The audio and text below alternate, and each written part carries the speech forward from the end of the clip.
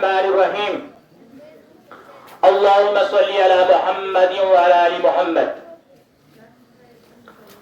मुअज़्ज़ज़ व मोहतरम हेडमास्टर साहब जनाब सईद जियाउर रहमान साहब, काबिल कदर मेहमानानी गिरामी, जिनमें सलामुद्दीन बोकरा साहब, सैयद मोहम्मद इसाक साहब, मोहम्मद हनीफ सीर साहब, मोहम्मद अशरफ नजार साहब, इजाज अहमद सीर साहब, सईद मोहम्मद अब्बास साहब, जावेद अहमद बड़ाना साहब, ex deputy sarpanch and current नंबरदार, सत्तार मोहम्मद, असातिज़ा किराम, प्यारे बच्चों, अस्सलामु अलैकुम व रहमतुल्लाहि व बरकातुहू।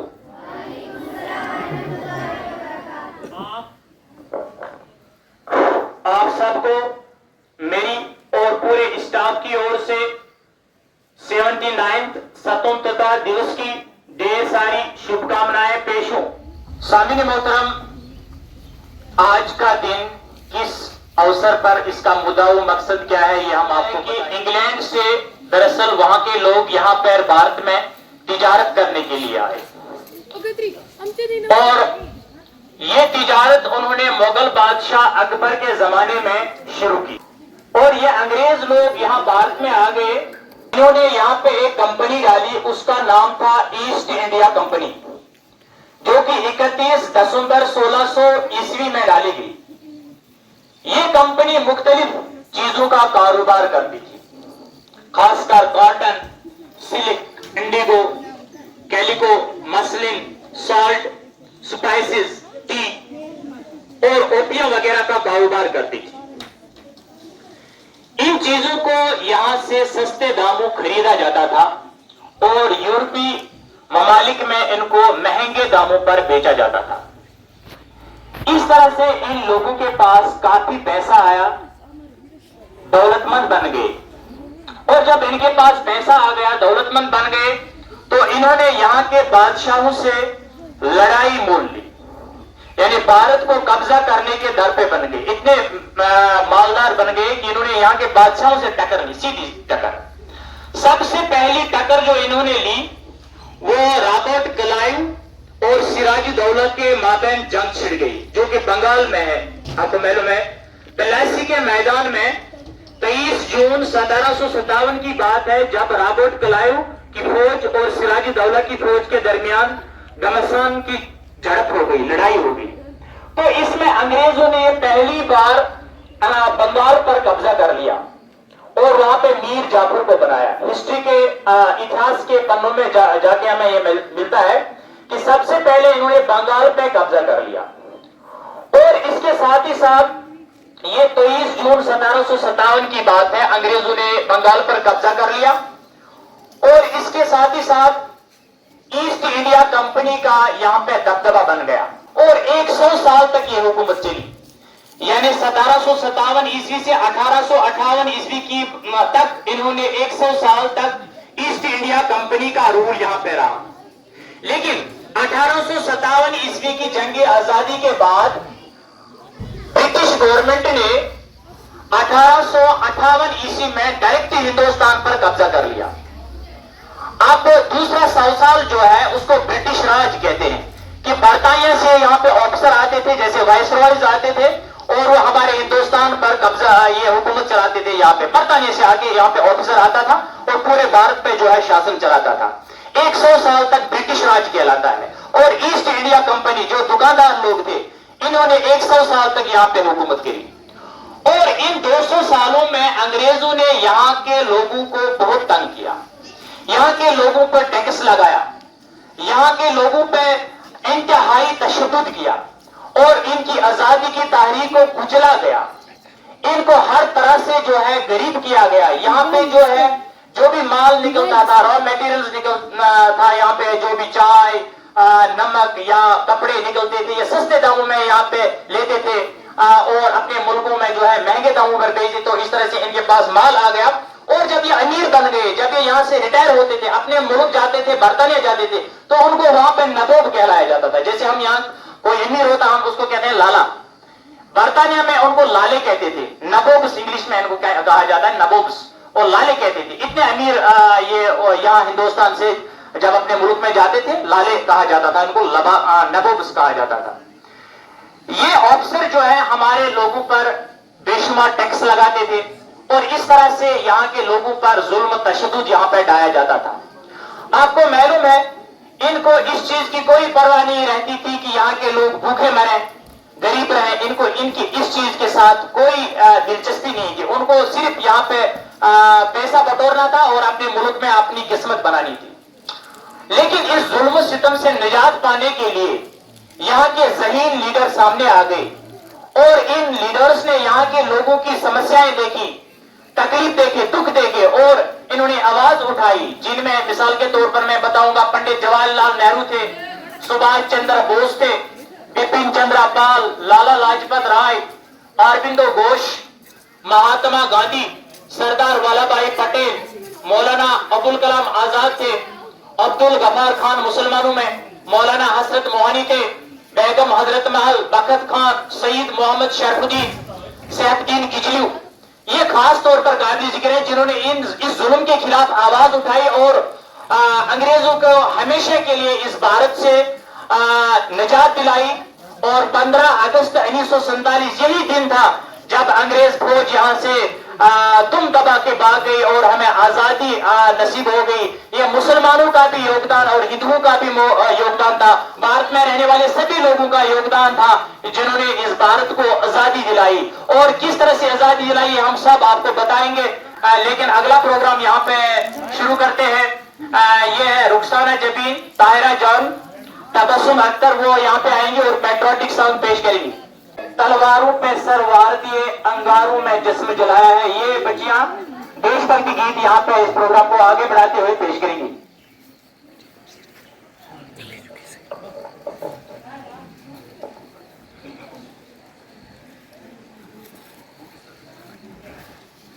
तलवारों पे सर वार दिए, अंगारों में जिस्म जलाया है, तब जाके कहीं सर पे ये केसरी रंग सजाया है।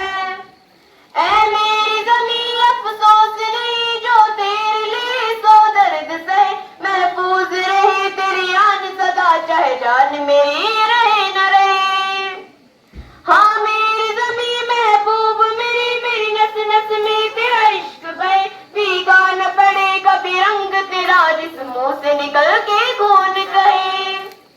तेरी मिट्टी में मिल जावा गुल बढ़ के मैं गिर जावा, इतनी सी है दिल की आरज़ू।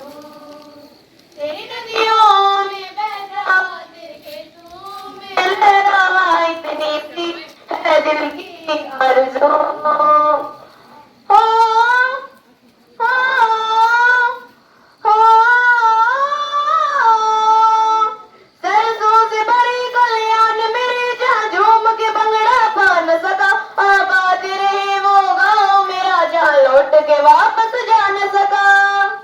ओ वतनावे मेरे वतनावे, तेरा मेरा प्यार निराला था, कुर्बान हुआ तेरी अजमत पे मैं कितना नसीब वाला था। तेरी मिट्टी में मिल जावा गुल बन के मैं खिल जावा, इतनी सी है दिल की आरज़ू। तेरी नदियों में बह जावा, तेरे खेतों में लहरावा, इतनी सी है दिल की आरज़ू। ओ हीर मेरी तू हंसती रही, तेरी आंख गई बरनम ना हो, मैं मरता था जिस मुखड़े पे कभी उसका उजाला कम ना हो। ओ मरी मेरी क्या फिक्र तुझे क्यों आंख से दरिया बहता है, तू कहती थी तेरा चांदों में और चांद हमेशा रहता है। तेरी मिट्टी में मिल जावा गुल बढ़ के मैं खिल जावा, इतनी सी है दिल की आरज़ू। तेरी नदियों में बह जावा, तेरे फसलों में लहरावा, इतनी सी है दिल की आरज़ू। जोरदार तालियों के साथ काफी मधुर गाना यहाँ पे देशभक्ति संगीत पेश कर रही थी ये बच्चियां।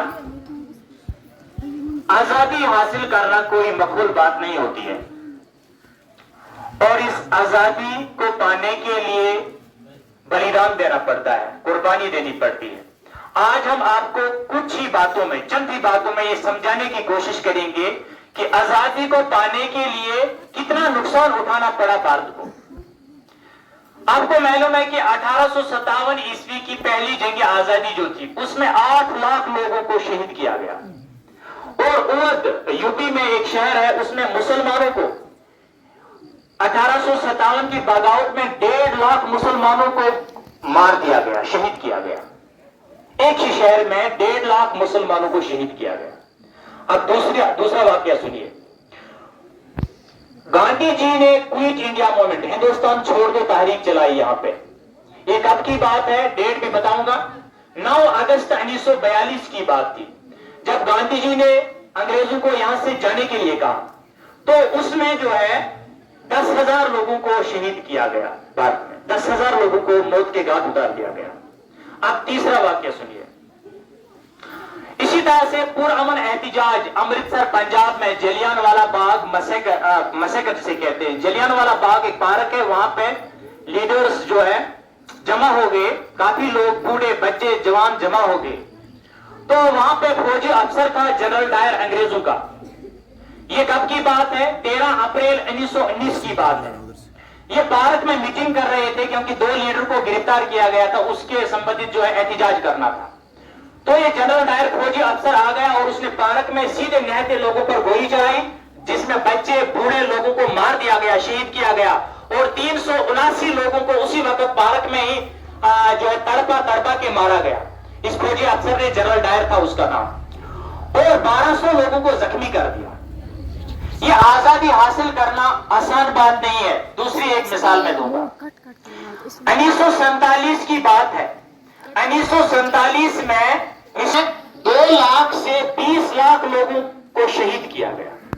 इसमें मुसलमान ज्यादा मरे, वो लाखों में मुसलमान मरे। यूपी में जो है 1857 की बगावत अगर हम देखें तो मुसलमानों को सबसे ज्यादा जिहाद का ऐलान किया अंग्रेजों के खिलाफ, और लाखों की तादाद में, जैसे उवध शहर में मैंने बताया 1.5 लाख मुसलमानों को कत्ल किया गया अंग्रेज फौज के दौरान। तो इस तरह से इस कुर्बानी को जो है कितना बलिदान दिया, खून दिया है मुसलमानों ने, सिखों ने भी, हिंदुओं ने भी दिया है। सारे लोगों ने हिंदुस्तान के जो है इन्होंने इस आजादी को पाने के लिए अपने प्राण निछावर किए। ये एक ही कौम ने नहीं किया, हिंदुओं ने नहीं किया, मुसलमानों ने सबसे ज्यादा कुर्बानियां दी हैं यहाँ पे। और आपको मालूम है तो कितना जुल्म हुआ, फिर हमें 15 अगस्त 1947 ये आज का दिन हमें नसीब हो रहा है।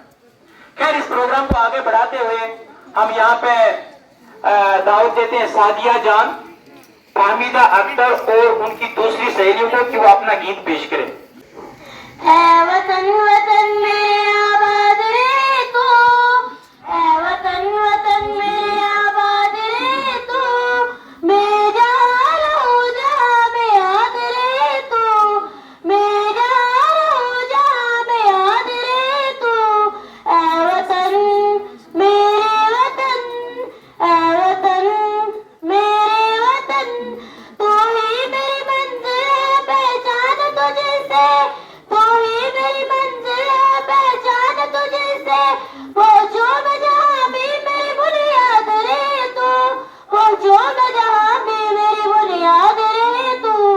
ऐ वतन मेरे वतन, ऐ वतन मेरे वतन, तुझ पे कोई गम की आज याद नहीं दूं, तुझ पे कोई गम की आज याद नहीं दूं, कुर्बान मेरी जान तुझ पे शाद रे तू, कुर्बान मेरी जान तुझ पे शाद रे तू। ऐ वतन वतन मेरे आबाद रे तू, ऐ वतन वतन मेरे आबाद रे तू, मैं जहाँ रहूं जहाँ में याद रे तू, मैं जहाँ रहूं जहाँ में याद रे तू। ऐ वतन मेरे वतन, ऐ वतन मेरे वतन। जोरदार तालियों के साथ इनको रुखसत किया जाए। कितना मधुर गाना देशभक्ति यहाँ पे इन्होंने पेश किया। इन बच्चों की हौसला अफजाई बहुत जरूरी है। आपको मालूम है कि अंग्रेज जब यहाँ पे आए उनका मकसद बुनियादी मकसद यही था कि यहाँ से माल ऐंठना और अपनी किस्मत बनाना। जैसे दुकानदार का यही मोटिव होता है, ट्रेड, तुजारत, ज्यादा से ज्यादा बेचना लोगों को और नफा कमाना। जैसे कि ये यहाँ पे आए और इन्होंने यहाँ पे मुख्तलिफ कानून बनाए। इन्होंने जैसे बंगाल में इन्होंने, आपको मालूम है, एक कानून बनाया, उसका नाम था परमानेंट सेटलमेंट। ये जमीन जो है, सबसे बड़ी रेवेन्यू जो आता है, माल जो आता है, वो जमीन से आता है। जमीन पर टैक्स लगाया इन्होंने। ये परमानेंट सेटलमेंट ये क्या होता है? दरअसल इन्होंने एक आदमी को खड़ा किया, पूरे इलाके हंदवारा से यहां तक कि मिसाल के तौर पर जमीन एक आदमी के हवाले कर दी, उसका नाम रखा जमींदार। और जो भी कमाई करने वाले लोग थे वो जो है जमीन कमाते थे, और जमींदार जो है, जमींदार टैक्स कलेक्ट करता था। जो जमीन से माल निकलता था, जो दान निकलता, फसल निकलता था, तो उसका टैक्स जो है यही जमींदार गवर्नमेंट को देता था, इस कंपनी को देता था। और ये 89% देना पड़ता था। 100 क्विंटल में से 89 क्विंटल जो है गवर्नमेंट का टैक्स था, और जो 11% था वो जमींदार अपने लिए रखता था। तो ये परमानेंट सेटलमेंट है। ये किस जगह पे रखा गया? इन्होंने ये बंगाल, बिहार और उड़ीसा, 3 स्टेट्स में ये राज किया। और इस तरह से आप देखो कि अगर आपको कहा जाए कि 100 क्विंटल में से 89 क्विंटल आपको गवर्नमेंट को देना पड़ेगा, फिर कितना रहेगा घर के लिए, बच्चों के लिए? ये सोचने वाली बात है। इनको सिर्फ यहाँ के लोगों को गरीब करना था और जुल्म करना था, ये माल ऐंठना और अपने घर ले जाना, बस यही इनका ये मकसद और मुद्दा था। इसमें हिंदू थे, मुसलमान थे, सिख थे, सभी इसमें शामिल थे। अच्छा, दूसरा एक कानून इन्होंने पास किया, उसका नाम था रायतूरी सिस्टम। रायतूरी सिस्टम का मतलब क्या है कि अब जो है एक किसान के पास जमीन होती है, ये गवर्नमेंट और इस किसान के दरमियान डायरेक्ट सेटलमेंट था। यानी किसान अगर किसी के पास 10 कनाल जमीन है, अब ये टैक्स खुद ही गवर्नमेंट को देता था। इसको जमींदार को हटाया गया, और जो टेनेंट है, जो कमाई करने वाला है, इसको डायरेक्ट जो है गवर्नमेंट को जो है ये खजाने में, जिस तरह बिजली बिल भरते हैं हम या पानी की बिल भरते हैं, इसी तरह इस जो है जमीन का माली जो है गवर्नमेंट को देना पड़ता था साल जब खत्म हो जाए। तो जब कटाई हार्वेस्टिंग सीजन में जो है इसको कितना देना पड़ता था? खुश्की जमीन पर 50% और आधी जमीन पर 60%, यानी 100 क्विंटल में से 60 क्विंटल देना पड़ता था गवर्नमेंट को एज टैक्स। अगर खुश्की है, इसमें 50 क्विंटल देना पड़ता मक्की या कुछ, तो देना पड़ता था गवर्नमेंट को ये टैक्स। आप खुद ही अंदाजा करिए कि कितना जुल्म था। यानी निस्ब से ज्यादा 60% आपको देना पड़ता था गवर्नमेंट को, घर के लिए, बच्चों के लिए क्या रखते, तो इतना जुल्म था। अब तीसरा कानून क्या इन्होंने पास किया? ये कहां पे, जो मैं बता रहा हूं, ये कानून कहां पे था? ये मद्रास, बॉम्बे में था ये कानून, और कुर्ग और असम में ये कानून नाफिज किया था इन्होंने।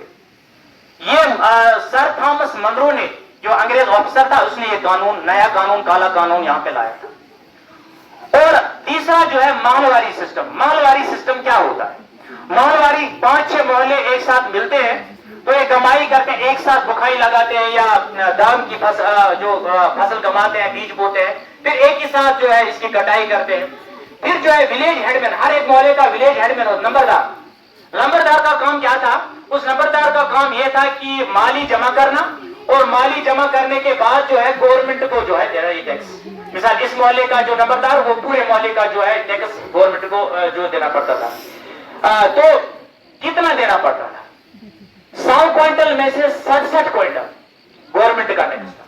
यानी अगर आपके जो है 100 क्विंटल निकलते हैं, 66 क्विंटल आपको देना पड़ता था गवर्नमेंट। पुलिस एहलकार आते थे, आपको लेते थे, नहीं देते आपको जेल भरा जाता था, और आपकी जमीन को हथिया लिया जाता था, आपको जमीन से इविक्ट किया जाता, बेदखल किया जाता था अगर आप नहीं देते। इतना काला कानून था, और हर एक नुक्कड़ कोने में यह कानून था। इवन ट्राइबल एरियाज में भी, जहां जहां भी जो ये इनका जो है इनका शासन चलता था, इन्होंने इन इलाकों में ये टैक्स लगाया। और ये माहलवारी जो है, माहलवारी किस इलाके में? इन्होंने यूपी में, मध्य प्रदेश में और पंजाब में इन्होंने ये टैक्स लगाया था। और आप खुद ही अंदाजा कर सकते हैं, इसमें ज्यादा तजिया करने की जरूरत नहीं है, कितना जुल्म था। और इसी जुल्म को मिटाने के लिए हमारे लीडर सामने आए। इन्होंने कहा कि आप हमारी ही दौलत को क्यों लूटते हो और अपनी किस्मत बनाते हो, हमारी इस मुल्क को हमेशा के लिए छोड़ो। और हमें आजादी की सांस में रहने दो। तो इतना जुल्म यहाँ के लोगों ने नहीं सहा और उन्हें आखिरकार अपने बलिदान दिए। औरतें, बूढ़े, बच्चे सड़कों पर आ गए और उन्हें आजादी, इस तरह से हमें आजादी मिल गई। इतनी मेहनत करने के बाद हमें आजादी मिली। तो हम सीधे यहाँ पे अगर हमारे जो मेहमान गिरामी है यहाँ पे, उनमें से कोई यहाँ पे इस दिन के हवाले से बात करना चाहे तो हमारे लिए मेहमानों में से वॉलंटियरली अगर कोई यहाँ पे आए, इसाक साहब 2-3 बातें करेंगे यहाँ पे। इसाक साहब, अच्छा ठीक है। तो इस तरह से हम चलिए अब इस प्रोग्राम को आगे बढ़ाते हुए यहाँ पे और एक देशभक्ति गीत यहाँ पे चलाएंगे। बच्चों का प्रोग्राम है ये है ए देश मेरे तेरी शान के सदके। रुखसाना जबीन और उनकी सखी सहेलियां वो यहाँ पे आएंगे और ये मधुर सा देशभक्ति गाना पेश करेंगे।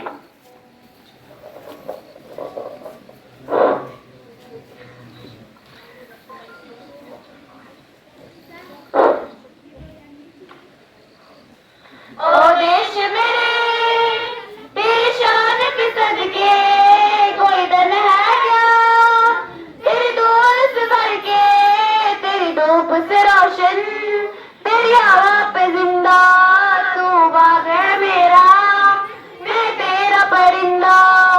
है दीवाने की जब और सुहानी देखी, एक रोज वही मेरी शान हो।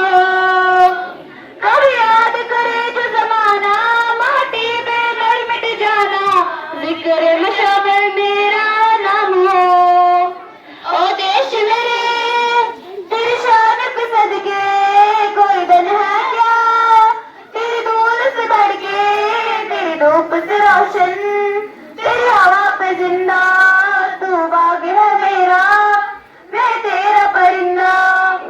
आज तेरा रहे माँ रंग बिरंगा, ऊंचा आसमां से तेरा तिरंगा, जीने की इजाजत दे दे, हुक्म शहादत दे दे, मंजूर हमें जो भी तू चुने।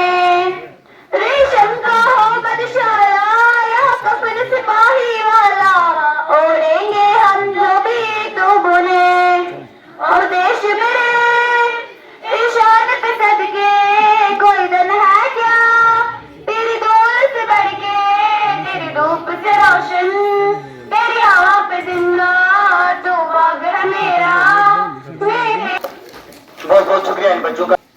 तो हम कह रहे थे आज के दिन के हवाले से कि ये क्यों मना रहे हैं, चंद एक बातें और करते हैं कि कितना जुल्म था।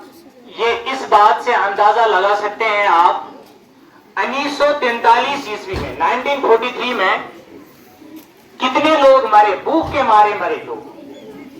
1943 ईस्वी में 30 लाख लोग खाना न मिलने के सबब मर गए। ये जब अंग्रेजों ने इतने काले कवानीन यहाँ पे लाए, 30 लाख लोग 1943 ईस्वी में भूख से मरे, खाना नहीं मिल गया। अब दूसरी एक मिसाल देंगे आपको। यह है 1770 ईस्वी का कहत, जिसको फेमाइन कहते हैं। खाना नहीं मिला लोगों को और 1 करोड़ लोग मर गए हिंदुस्तान भूख के मारे। जो कमाते थे वो अंग्रेज लेते थे।